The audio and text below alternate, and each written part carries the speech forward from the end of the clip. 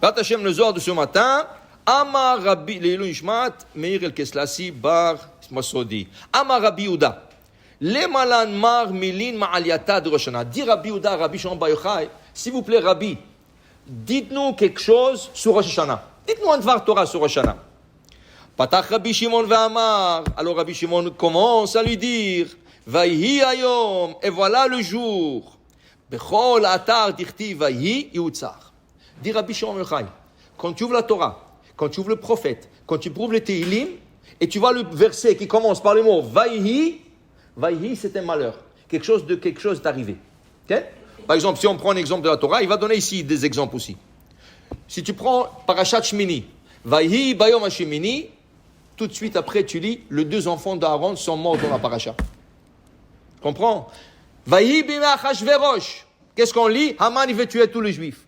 Chaque fois que tu vois ce mot Vayhi, ça ouvre un verset par ce mot, Tsa'ar.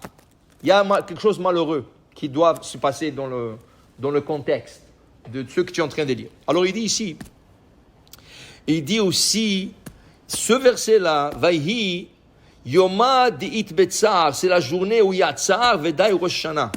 Rosh Hashanah It Bedina Kashia. Rosh Hashanah, c'est un jour de rigueur dure. C'est le jour où Akadosh Baruch Hu juge le monde. Il y a une malconception chez les gens.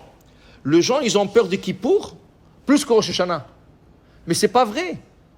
C'est Rosh Hashanah qu'il faut avoir peur plus que Kippour. Rosh Hashanah, c'est Yom Hadin.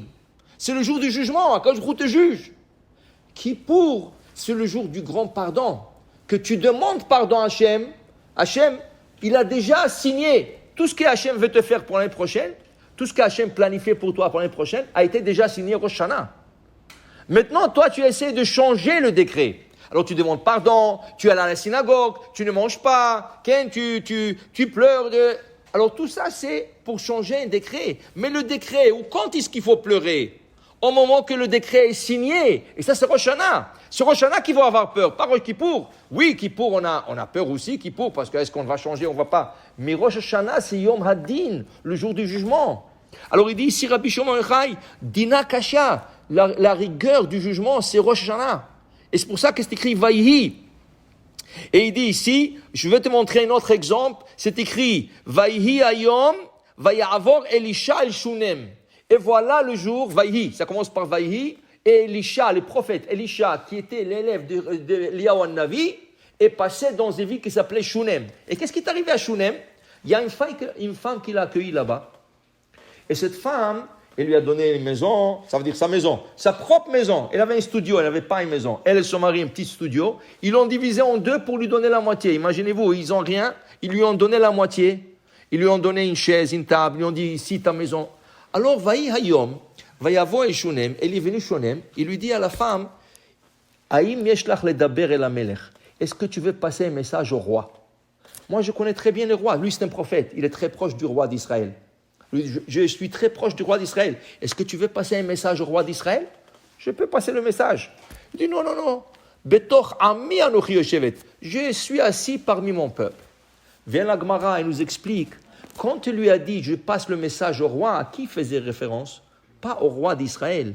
Il faisait référence au roi de rois, à Akadosh Baruch Hu. Est-ce que tu as un message pour Hachem? Je peux passer ton message. Si tu as quelque chose à dire à Hachem, je peux passer ton message à Hachem. Tu veux? Il dit non. Je ne veux pas passer un message à Hachem. Betoch ami, moi je m'assois dans mon peuple. Ça veut dire parmi tout le monde. Pourquoi? Il dit pourquoi je vais être distingué? Quand tu es distingué, là on te juge plus. Quand tu es parmi tout le monde, tu fais partie d'un groupe. On ne juge pas le groupe. Okay? Betoch ami, je suis parmi mon peuple. J'ai aucun message à passer. Et quel jour c'était? C'était le jour de Rosh Hashanah.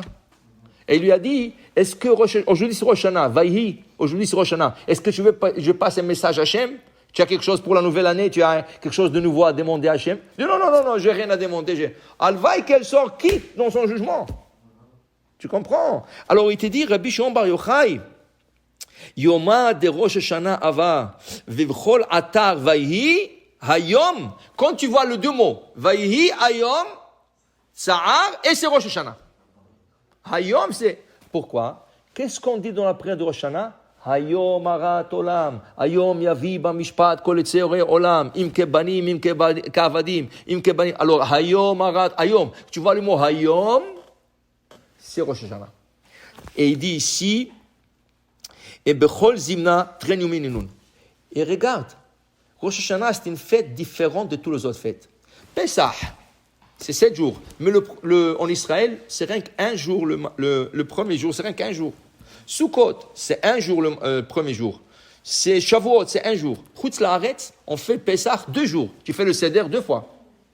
Sukkot, 2 premiers jours de fête. Shavuot, 2 jours de fête. En Israël, c'est un jour.